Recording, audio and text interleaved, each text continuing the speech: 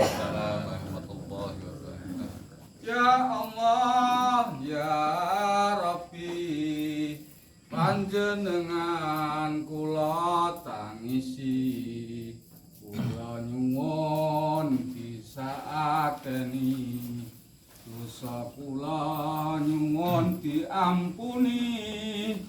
Para santri, putra lan putri, mulai niki sekepo ngaji kanggo sangu yen wis mati, yen ditimbali marang Gusti kabeh manungsa bakal mati. Yen wis mati terus diadusi, diuduni ya diminyai, dipocong karo kain mori, dicekatil terus disolati, dilebokke ning jero jepuri, dikubur ning jero bumi, jero kuburan hasane wati, sing lawat kabeh padha bali, ora ana sing gelem ngancani, ora ana sing gelem nunggoni, amale kurang bakale rugi.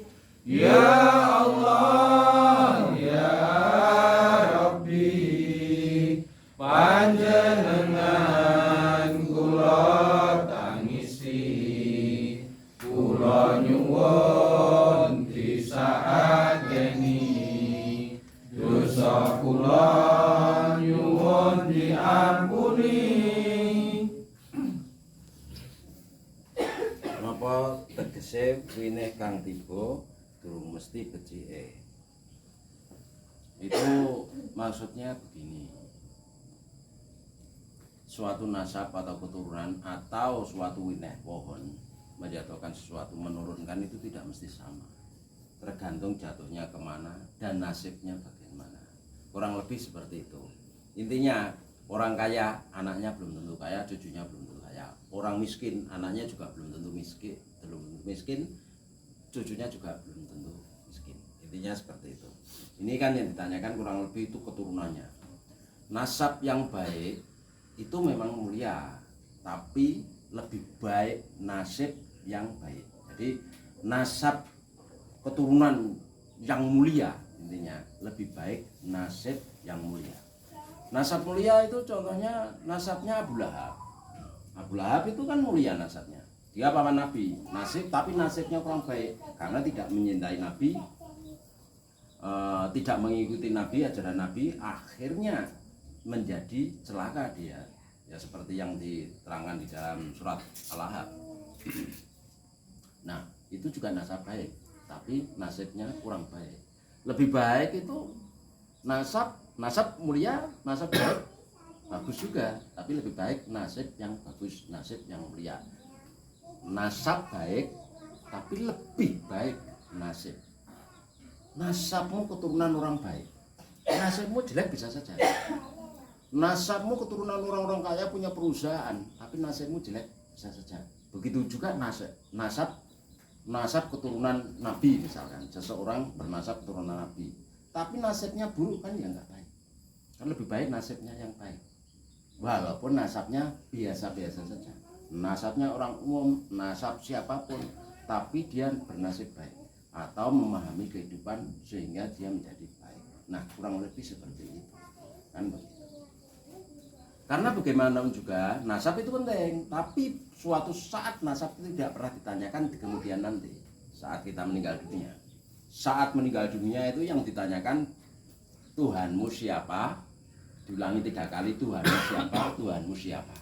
Kan begitu. Apa yang kau sembah maksudnya itu siapa? Nabimu siapa? kitabmu apa, kiblatmu mana, saudaramu itu siapa. Tidak akan pernah ditanyakan nasabmu itu keturunan dari siapa. Jadi ada yang bilang memang nasab dari keturunan si A misalkan, entah keturunan Sunan atau keturunan Nabi dan lain-lain, memang baik nasab tersebut. Tapi belum tentu bernasib baik. Apalagi kalau urusan akhirat nanti. Urusan akhirat nanti itu semua muslim itu saudara.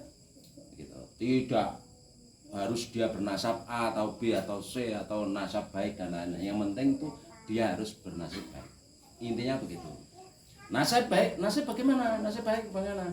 Hidup saat kita di dunia itu sehat, tentram, damai, kaya raya, besok mati masuk surga. Itu nasibnya baik. Nasabmu baik, keturunan orang baik, tapi hidupmu sengsara. Ya sudah, kehidupan sengsara seperti apa kan seperti itu. Kan tetap tidak baik. Bagaimanapun nasab baik sama nasib baik sama-sama baik. Nasab baik masih kalah sama nasib baik. Nah, seperti itulah kurang lebih yang ditanyakan itu. Jadi kadang-kadang itu memang orang Jawa bilang tergantung dari winehnya. Winehnya kacang ya munculnya kacang, winehnya jambu munculnya jambu. Tapi jambu tersebut baik enggak? Kacang tersebut baik enggak? Sama seperti yang ditanyakan tadi. Dari pohon menjatuhkan bijinya, jatuhnya di tanah yang lembab misalkan, dia tumbuh bisa saja subur, tapi jatuh di tanah kering, dia tumbuh pun akan kering, kurang bagus. Atau mungkin dia jatuh di bebatuan, munculnya tidak bagus, atau bijinya jatuh ke bawah angin atau terserak makan hewan, lari jatuh di sungai, airnya tidak hidup. Nah, kurang lebih seperti itu. Di dalam garis nasab memang ada yang dinyatakan nasab mulia, tapi nasibnya belum tentu mulia juga. Nomor yang paling penting yang saya katakan itu nasib yang mulia, yang sejahtera, kan kurang lebih seperti itu. Walaupun nasabnya bagus, tapi nasibnya kurang bagus, ya rugi. Ya paling bagus, nasab bagus, nasib bagus, itu jelas baik. Nasabnya bagus, nasib bagus. Ini yang ditanyakan itu kurang lebih antara terahnya. Terah seseorang itu tidak penting. Di dalam agama itu tidak penting. Makanya di dalam Islam itu sendiri kan tidak digolong-golongkan. Kalau zaman dulu kan ada zamannya Rasulullah kan ada kaum-kaum buruh seperti budak-budak. Sekarang kan sudah tidak ada. Semua budak dimerdekakan, semua dihitung sama. Tidak ada budak dan bos, istilahnya seperti itu. Tidak ada budak dan bosnya. Dulu budak banyak. Nah sekarang zamannya Rasulullah kan banyak yang budak-budak dimerdekakan. Bahkan seperti Bilal bin Rabah itu kan ya nasabnya dari budak, dia nasabnya dari budak tapi nasabnya baik, dia mengikuti ajaran Rasulullah, kan begitu. Malah lain toh sama Abu Lahab yang pamannya Rasulullah tapi nasabnya kurang bagus karena dia tidak bisa mengikuti ajaran Rasulullah, akhirnya dia rugi. Kalau Bilal bin Rabah walaupun dia itu dari budak tapi dia bernasib baik karena mengikuti ajaran Rasulullah, akhirnya suatu saat nanti kemudian hari nanti, kalau hari kebangkitan, maksudnya kalau sudah hari kiamat nanti, dia akan dapat keberuntungan seperti Bilal bin Rabah. Nah, kurang lebih seperti itu. Ini yang ditanyakan tadi kurang lebih tentang nasab dan nasib. Jadi nasab baik belum tentu nasib baik. Nek nasib baik belum tentu nasab baik, nggak apa-apa. Nasibnya baik kok, selalu baik. Hidup di dunia sehat, sejahtera, kaya raya, matinya besok masuk surga. Itu nasibnya baik. Nasab baik ya kadang hidupnya ya belum tentu enak juga. Yang paling baik ya nasab baik itu yang paling utama. Tapi kan di dalam Islam antara nasab dan nasib itu tidak ada harus begini-begini. Jadi bagaimanapun juga siapa yang mengikuti ajaran Nabi, itulah yang dianggap nanti suatu saat bernasib baik. Ada pertanyaan tentang ini? Tidak ada? Cukup sekian. Assalamualaikum warahmatullahi wabarakatuh. Waalaikumsalam warahmatullahi. Ya Allah ya Rahman, kumohon belas kasihan, dosaku berair lautan.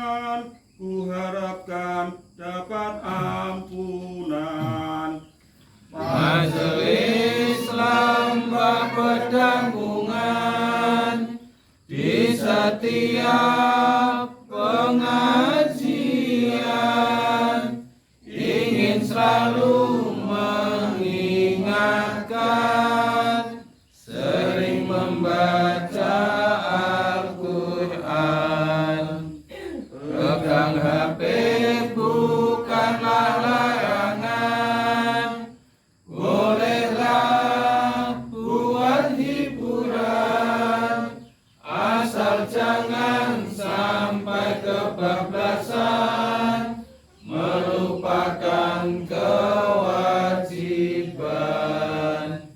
Pesan dari Mas Panembahan, kematian bagaikan arisan, tiap insan pasti mendapatkan, duluan atau belakangan.